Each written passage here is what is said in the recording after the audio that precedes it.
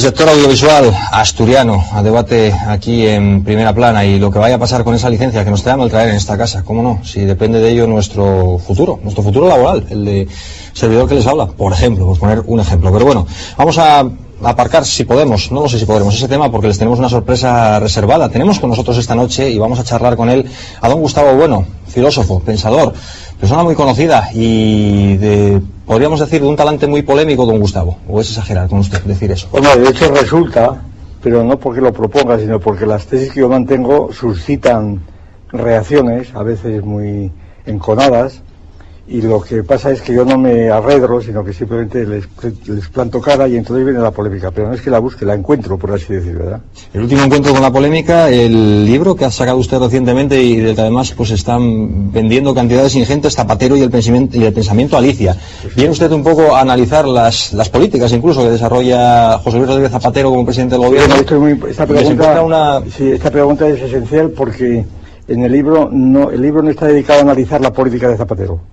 Diríamos lo que le llaman los alemanes la real política, la política de todos los días, la política menuda. Entonces yo creo que todo gobierno, pues una vez ya establecidas ciertos parámetros de tipo general, pues el gobierno tiene que hacer lo que tiene que hacer. Es decir, pues si detienen a un fotógrafo, como este último día, pues el ministerio tiene inmediatamente que ponerse en marcha y tratar de liberarlo, como ha hecho Moratinos, y además, al parecer, se ha servido y lo ha hecho bien por las amistades que tenía en Palestina, etcétera. Pues muy bien lo ha sacado. Esa es la política real, y esto lo hace todo el mundo. Y entonces mi libro no es, y a veces lo hacen más, el trasvase del Tajo Segura, en fin, todas estas cuestiones políticas de la vida cotidiana. El libro no va para analizar esta política, ni a favor ni en contra. Por eso no es un libro contra la política del gobierno de Zapatero, más que en la medida en que esta política sea tributaria del pensamiento filosófico que la sustenta, ¿no?, o que la envuelve. Y el libro va dirigido a analizar el pensamiento filosófico que envuelve a Zapatero y a sus equipos. Y dirá, bueno, filosofía, ¿por qué? Filosofía y no ideología. Claro, sí, filosofía, ¿por qué? Pues porque es una filosofía. Es muy curioso que hoy Pedro de Silva, precisamente, amigo mío, por supuesto, yo le he puesto prólogos a sus libros y tal, Pedro de Silva hoy me dedica el billete que escribe la Nueva España, y más o menos da a entender que yo pretendo que todo gobierno tenga una filosofía. Y entonces, yo no pretendo eso, es que la tiene. Es que la filosofía la tiene todo el mundo.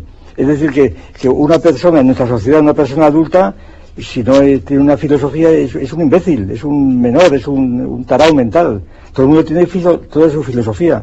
Y de hecho así se dice la filosofía de la alineación de la selección nacional, ¿no? La filosofía del tercer tren de la alineación del SIDESA, la filosofía es un uso excesivo. No, pero es un uso real, es decir, sí, hombre, sí, hay a veces no, a veces está justificado, a veces no. Por ejemplo, cuando se dice un entrenador, esto lo he oído varias veces, tengo una carpeta con menciones del tipo: la filosofía de este partido, de la selección, será 3, 2, 5, tal. Eso no es filosofía, eso es estrategia. Pasa que utilizan la palabra filosofía para prestigiar su actitud. Ahora, lo que ocurre es que muchas veces está justificado. Es decir, cuando en un consejo de administración, por ejemplo, de un banco, se discute la filosofía de las tarjetas de crédito, como leo yo también en todas las acepciones, ahí está justificado. ¿Por qué? Porque cuando se lanzaron las tarjetas de crédito, pues no es una cuestión puramente de ingeniería, de sociología, de tecnología, suponen muchas cosas, entre ellas el crédito, lo que es el crédito. Y entonces, pues la coordinación de cosas tan diversas es lo propio de la filosofía. Entonces es natural, claro, en la época de Franco se diría la teología de las tarjetas de crédito, ¿verdad? Pero una vez que la teología ha pasado ya a otro estadio, pues se dice la filosofía, es decir, que a veces está justificado. Y entonces, de hecho además la filosofía, lo que se llamaba filosofía mundana, pues todo el mundo la tiene. Y el otro día oí por televisión también, un hostelero de Sevilla que le preguntaba, que tiene por supuesto un negocio muy importante de Sevilla, de hostelería, ¿y cuál es su filosofía?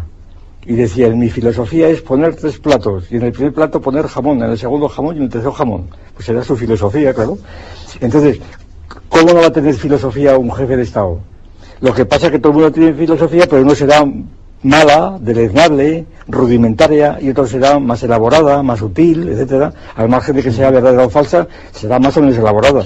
¿Cuál es, según usted, la de Rodríguez Zapatero y cómo entonces, es? La filosofía de Rodríguez Zapatero, a mi juicio, pues es una filosofía que está sin diagnosticar propiamente, pues por eso he tenido que inventar también el nombre.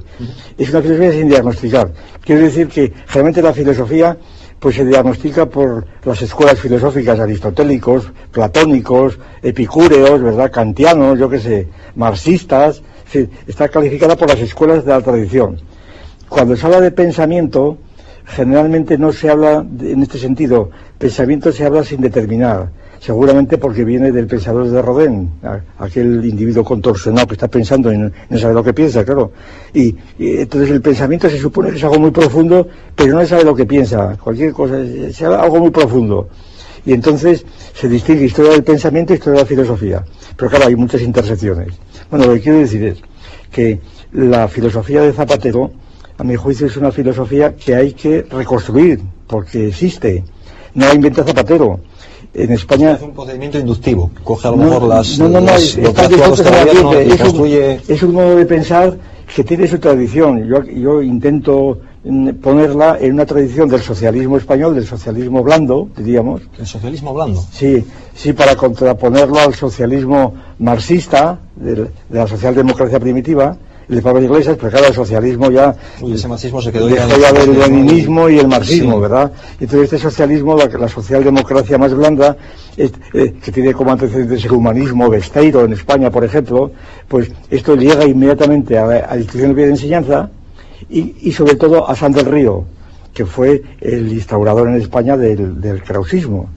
Y yo creo que es el krausismo, sobre todo en la derivación española, en un libro famoso de San del Río, titulado El ideal de la humanidad, que yo analizo en este libro, como un ejemplo típico de pensamiento Alicia.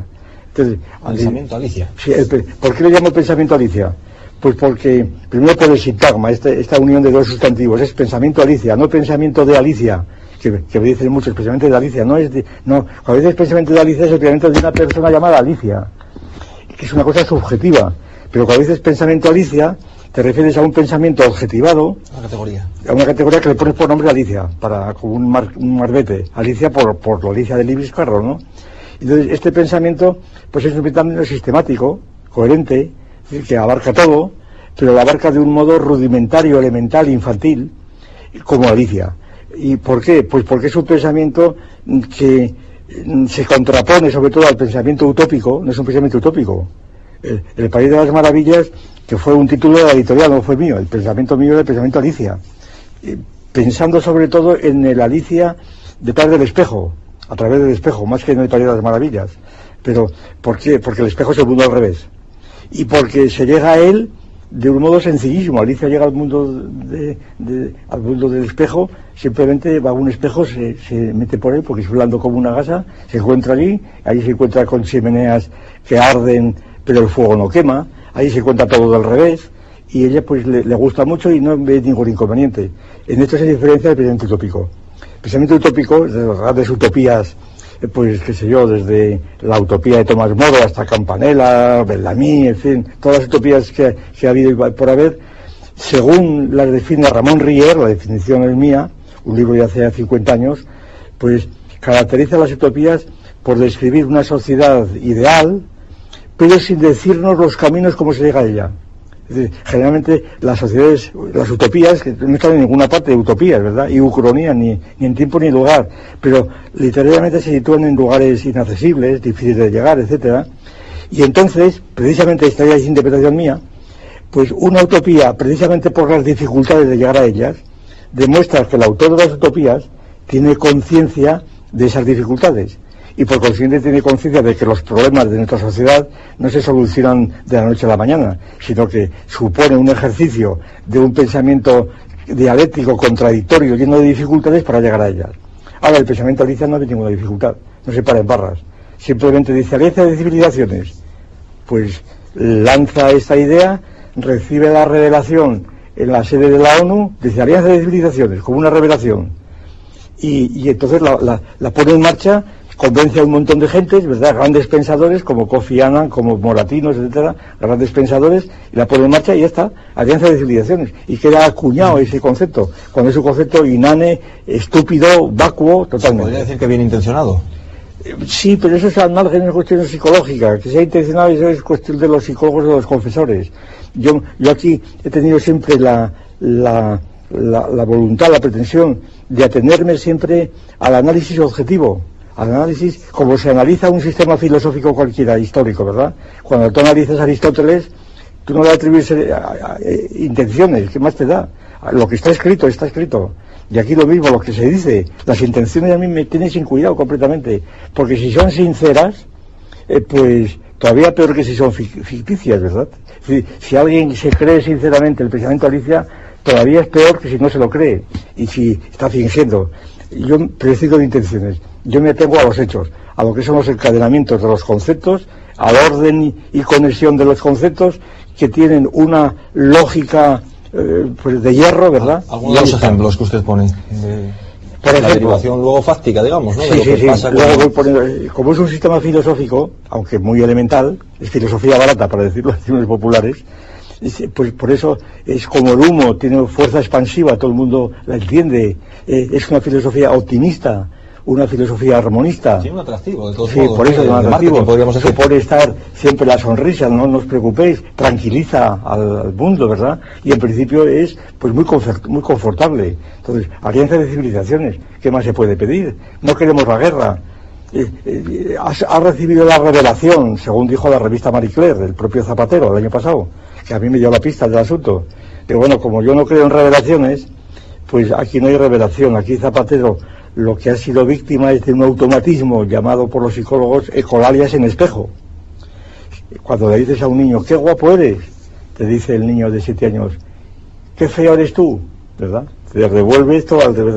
Pues, alianza de civilizaciones, inmediatamente uno piensa en el conflicto de civilizaciones de Huntington, que es el gran libro que estos años ha sido la ideología de Estados Unidos y que ha tenido una difusión, uno de los grandes libros de referencia, al margen de que lo aceptemos o no.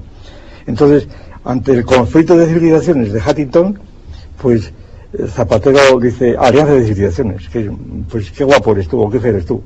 Y entonces, con eso, pues empieza a funcionar, y es un pensamiento vacío. ¿Por qué? Pues porque es inexplicable. ¿Quiénes son las civilizaciones? No las define, no las nombra siquiera. ¿Qué son? Los hititas, los árabes, los musulmanes, los cristianos, los budistas. No se sabe lo que son las civilizaciones. La civilización maya, no se sabe. Y aun suponiendo que los dijera quiénes son, pues ¿quiénes son los que representan, por ejemplo, al islamismo? ¿El imán de Bagdad? ¿O quién representa al cristianismo? El Papa. Y entonces la papisa de Inglaterra, que es la reina Isabel, ¿quién lo representa? Son deficiencias que también se le podrían achacar tal vez a la idea de conflicto. Lo que pasa es que esa contienda el conflicto es distinto, porque el conflicto no supone una alianza, la alianza supone un pacto con el nombramiento de representantes y demás. La alianza es un concepto más jurídico. Y mientras que es la alianza de la humanidad de Krause, precisamente, la alianza de la humanidad de San del Río, es decir, que la palabra alianza no está improvisada, viene de atrás, viene justamente del krausismo, el krausismo es el pensamiento más débil dentro del idealismo alemán clásico. Después de Kant, la gran filosofía alemana tiene los nombres de Kant, el fundador, luego está Fichte, está Hegel, está Schelling y Schopenhauer, los grandes, y luego, como Dios menor, está Krause, que en Alemania pues no se le daba mucha importancia, tuvo mucha importancia en la masonería, porque él fue masón y fundó, le echaron los masones, luego lo volvieron a readmitir. Pero resulta que don Julián San del Río, que era un hombre, pues un buen hombre, ¿verdad? Que cuando hicieron la Iglesia de Madrid le encargaron a Alemania para que fuera a ponerse al día de la filosofía alemana, que entonces es la última palabra, pues allí entonces se encontró con unos amigos y escogió a Krause. Y volvió a España. En su honor hay que decir que no quiso tomar posesión de su cátedra en Madrid, estuvo no sé si 7 años estudiando en Illescas porque no se sentía preparado. Esto hoy día no lo haría nadie, ¿verdad? Que le ofrece una cátedra a dedo realmente y se queda 7 años y luego pues parió allí el krausismo y parió el ideal de la humanidad, que resulta que Ureña ha demostrado últimamente que no lo parió, que lo plagió de Krause literalmente, ¿verdad? Y lo intentó hacer pasar como suyo. Y este ideal de la humanidad pues fue la fuente, y es considerado con el máximo respeto por todos los historiadores de la filosofía del pensamiento. Bueno, mi tesis es que el ideal de la humanidad es uno de los contenidos típicos del pensamiento Alicia, que está por ahí entreverado en la historia del pensamiento. ¿Es exclusivo del señor Zapatero o usted lo ve en otros políticos, en otras instituciones?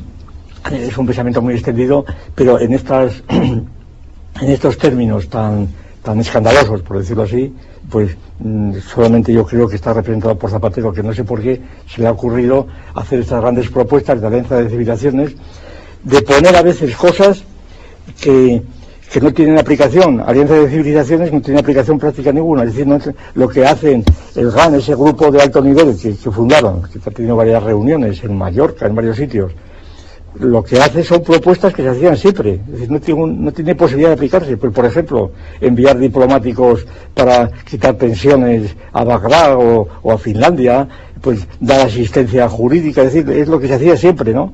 Buenos oficios. Es decir, no la alianza de civilizaciones, simplemente pues teplar gaitas, de algún modo.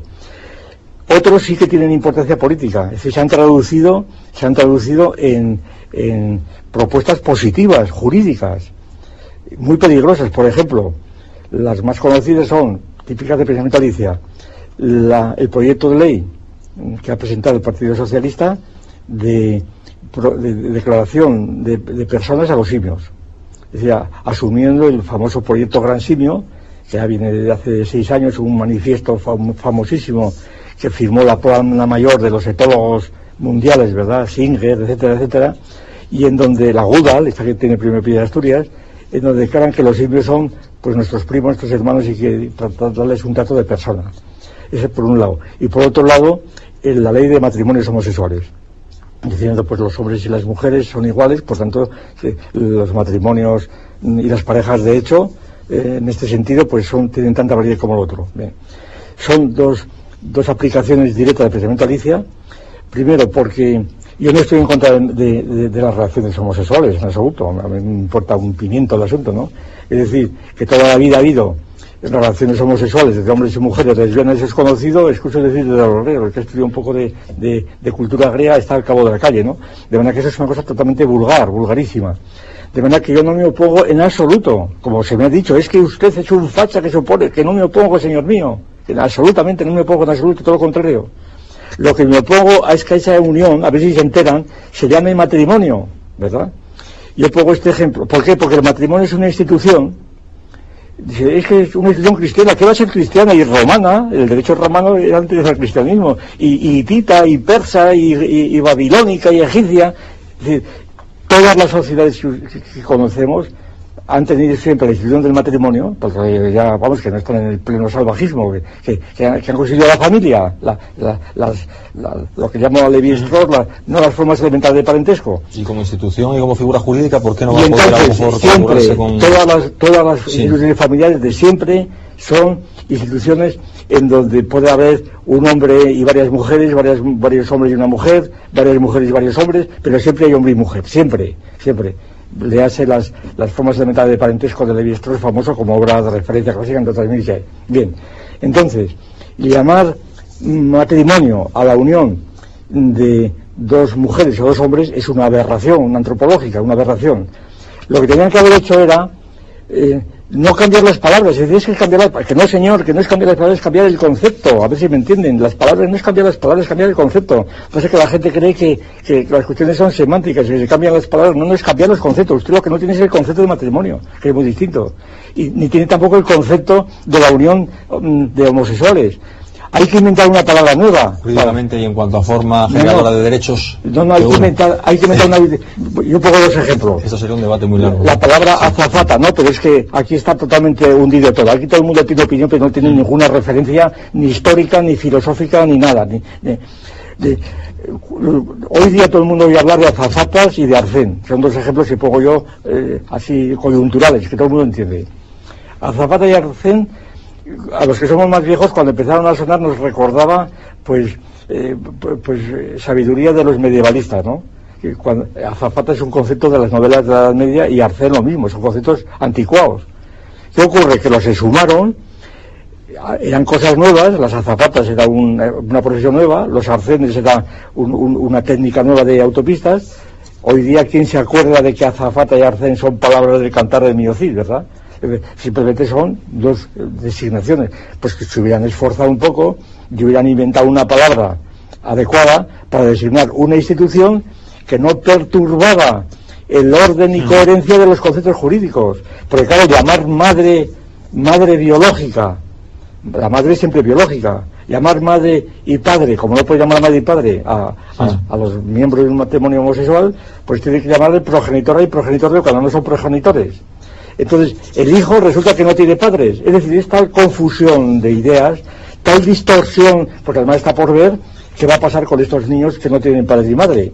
Es decir, es ignorar lo que significa el matrimonio a lo largo pues de casi 6.000 años que conocemos de documentos antropológicos. Es ignorancia pura, es ingenuidad, es improvisación, es sencillamente una ligereza de tal calaña que ella sola sería suficiente para derribar a un gobierno, a mi juicio. Más grave esto que la guerra del Irak. Qué bárbaro lo que nos dice. Totalmente, vamos, además es extremo, Es un debate que tendríamos que hacer. No es un debate, es una tesis. Aquí que se debata luego, pero es una tesis.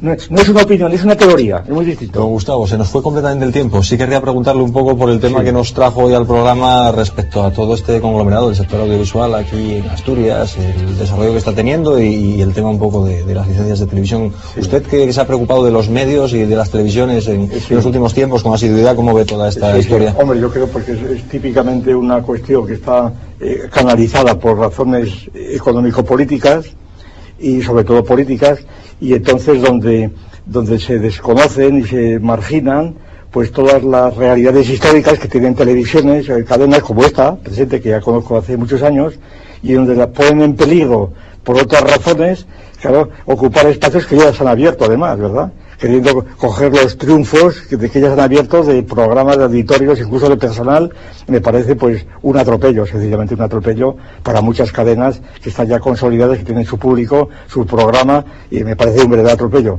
Pero esto ocurre en todos los lados, y entonces lo que hay que hacer es defenderse como es posible para que este atropello no llegue adelante, ¿verdad? Me parece que son cuestiones puramente políticas, porque además lo que no se entiende bien es que se pretende con una televisión pues en estas características de estas que tiene, no sé, yo había propuesto algunas veces que la única justificación de esta televisión, la misma que se invocó cuando se hizo la televisión. ¿Está hablando de esta? No, está hablando de la televisión de la TPA. De la TPA, sí. La misma justificación que se hizo cuando la televisión vasca y la catalana. Yo tengo en el libro que tengo Telebasura y Democracia y tengo los textos. Aquellas televisiones se hicieron para promover el idioma euskera y el idioma catalán. Así figura en los. Aquí la justificación genuina sería promover el baile. Y a mí me parece muy bien que la televisión está autonómica, bueno, no autonómica, la televisión oficial, ¿verdad? Porque aquí está la ambigüedad, ahí está, que la autonómica está allá. Pues que se hablase todo en baile. Y entonces ahí se vería, a mí yo no me opondría, todo en bable, venga, ahí tenemos ya una especialidad todo en bable. Pero vamos a ver cuánta gente la ve, ¿verdad? Y ahí sería la prueba de hecho, a ver cuánta gente la ve. Y pues todo en bable, muy bien. A lo mejor ya no es que si hablamos todo en bable es que entonces no la ponen. Entonces ¿en qué quedamos? ¿Es el idioma oficial o no? ¿Es el idioma del pueblo o no? Si no la ven, ¿qué ocurre? Ese sería otro debate, desde luego. Gustavo, bueno, muchísimas gracias por haber estado con nosotros. Un placer charlar con usted. Señoras, señores políticos, buenas noches.